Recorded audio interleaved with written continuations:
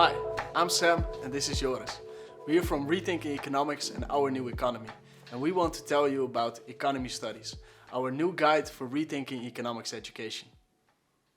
Our society is struggling with a lot of problems. Climate change, a growing social divide, financial instability. And when you look closely, the economy is often at the core of these questions. So we need good economic thinking to solve them.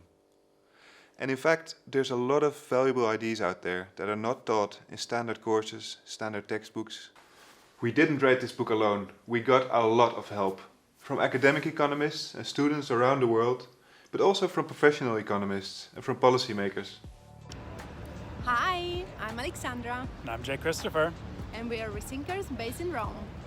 At the early stages of economy studies, we help provide some feedback, particularly trying to think through how economics education can be a little bit better. And we really think the economics education needs to change. And mostly because every day there are so many things happening in our world, and our education is not perfect to provide us with the right tools to understand it and deal with it. Hi, I'm Johan, a rethinker based in Nigeria. Economics education needs to change because the current education isn't working. There's high inflation, high unemployment, and poverty rates, and the relevance of the education is being questioned. I want an economics education that is practicable, decolonized, so that it reflects the Nigerian economy. Hi, I'm Jamie Barker. I'm a rethinker based in London, in England. I'm part of the economy studies team. I helped out with a number of chapters, but particularly the ones on pluralism and critical thinking. I think economics education really needs to change because at the moment it's completely unfit for purpose. And the economics students of today are going to be setting policy and running organisations in the future. And I want to see an economics education where different perspectives of people from different backgrounds are all valued, that students are encouraged to think for themselves, and that links into the real world and the challenges that it faces. But the problem is, where do you begin? Because the amount of teaching material out there, it can be overwhelming, sometimes really complex. And this is where the project Economy Studies comes in. Economy Studies is not a textbook. It's a guide for redesigning economics courses and programs. In the first part, the foundations, we outline the basic principles underpinning a good economics education. The second part are the building blocks. We provide 10 bundles of skills and knowledge. We suggest what to teach, how to teach, and which teaching materials to use. Then in the third part of the book, we provide practical tools for curriculum change. Hi, my name is Tisha Evita and I am a rethinker from the Philippines. Economics education needs to change because the discipline has not been addressing the contradictories in its own curriculum and has been hesitant in borrowing scholarship from other social sciences, hindering us to make a holistic analysis of our economy. For example, there are development paths that enable us to preserve our dignities and in the environment, which is not yet reflected in the curriculum. I want an economics education that is representative of different local economic realities, an economics education that is responsive to issues like global climate change and inequality. And lastly, I want an economics education that is made understandable for the public so that everyone can take part in writing their own economic futures. Hi, I'm Rita and I'm a rethinker from Lisbon, Portugal.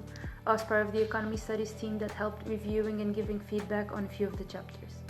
The way I see it, economics education needs to change because economic systems are not set in stone.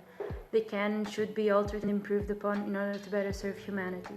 So I want an economics education that teaches students the transformative power of economics, and instead of seeing it as a set of laws, sees it as a set of tools that we can use to make the world a better place. My name is Nikhil Ghosh. I'm a rethinker based in the UK. Economics education needs to change because it's currently too rooted in a way of thinking that simply doesn't give students the tools they need to understand the economic realities around them. I want an economics education that is critical and diverse and really trains students to think beyond the conventional tools of equilibrium thinking and rationality and really engage with the real world behavior of economic agents and structures. Hi everyone, I'm Kristen. I'm a rethinker based in Paris. I was a part of the economy studies team and reviewed quite a few chapters and also did the expert training. I think economics education needs to change because of the type of economics it leads and the extreme consequences of that, creating extreme inequality and ecological degradation, so many things. And I just want economics education to make us challenge these things and lead a better economics. Hi, I'm James, a Ugandan rethinker based in Germany. Economics education needs to change because orthodox economic thought is not sufficient to solve the inherent global challenges and crises that we face today. I want an economics education that embraces interdisciplinary approaches that will enable us to create a more sustainable and equitable future for all. In the book and on the website, we apply this approach to all kinds of economics courses, from public and labor economics to monetary and environmental economics. And for all these courses, we provide different suggestions. What to teach and what to take out. First of all, real-world economic and practical skills. Economics is not just about theory and models, it's about the practice, things that you need to do, a habit and skills that you need to develop. In economics programs, students need to learn this. So they need to learn how to approach a practical problem, a policy issue, what questions to ask, how to map out the different sector, and also gain knowledge about the real world around them. What are its structures, its institutions, the different actors, and the different sectors. Secondly, institutions and ways of organizing the economy. When we think of the economy, we often think about supply and demand and money, but the economy is way bigger than the market. If you look around, you look at healthcare or education, you see not only a market, but you also see government agencies. You see also non-profits. But then if you go on Google, you go on Wikipedia, you are on the commons. So the economy is way bigger than just the market. And students need to learn about this whole system and not only a part of it. Thirdly, societal relevance and normative aspects. Why do we care about the economy and why should you study it? And how does the economy relate to the larger social world and the larger ecological ecosystems we live in? And how do economic policy options relate to different societal goals, whether it's efficiency, equity, or sustainability? Next, we need a broad range of analytical tools and approaches.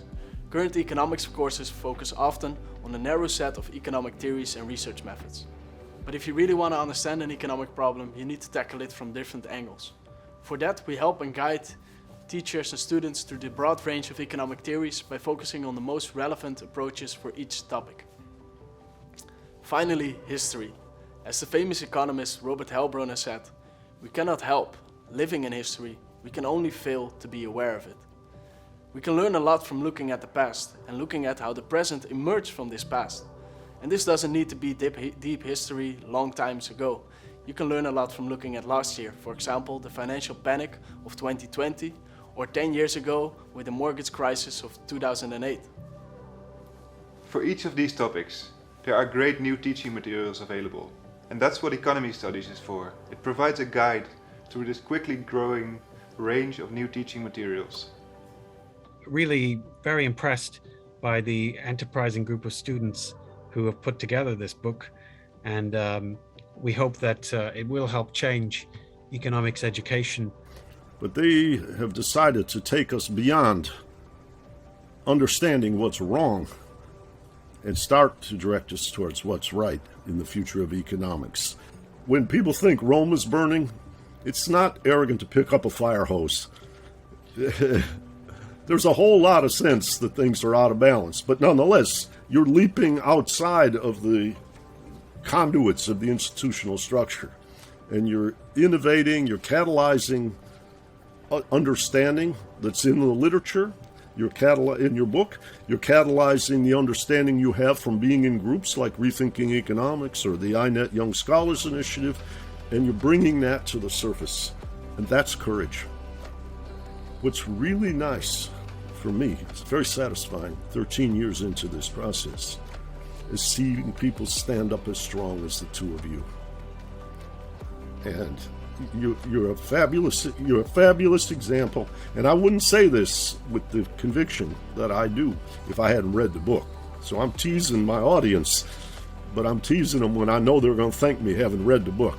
Whether they disagree with this or that, it's an exploration. It's encompassing, it's challenging, it's deep.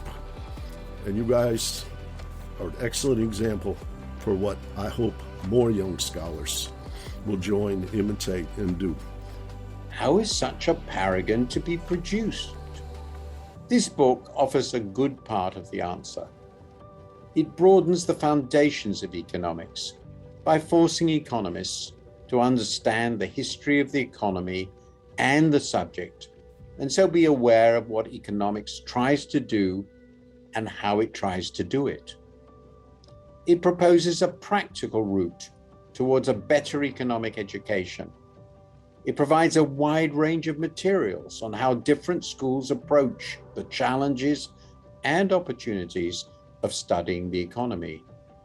It is, in sum, a distinguished effort to teach economists to become the sort of people Keynes thought they ought to be, broad intellectuals, not narrow technicians, and at the same time practical guides, not just abstract thinkers. For many economists, the approach this book recommends will bring pain. And this is not just for selfish reasons. Those heroic simplifications had virtues. With them will go the old clarity about what economists are supposed to do and how they are supposed to think. Yet the gains from a richer understanding of what the human economy exists to do and how it does and should work will more than compensate. Do I agree with everything in the book? No. But that surely is the point.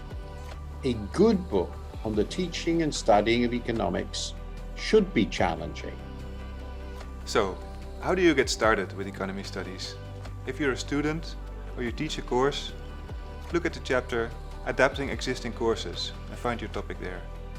If you're a program coordinator, or maybe you're on the curriculum committee, look at the curriculum review tool or check out a couple of our example courses or example curricula. Do you teach or do you study econ outside the traditional economics faculty? We also have material for business studies, for public administration programs, for secondary school economics programs. Look at the chapter Courses for Non-Economists. And of course, you can also contact us for a workshop, or you can go to our website and get in touch with colleagues or like-minded students. And to get started, you don't need to buy the book. You can also just go to our website and read the chapters there or download the PDF. The book is open access in Creative Commons.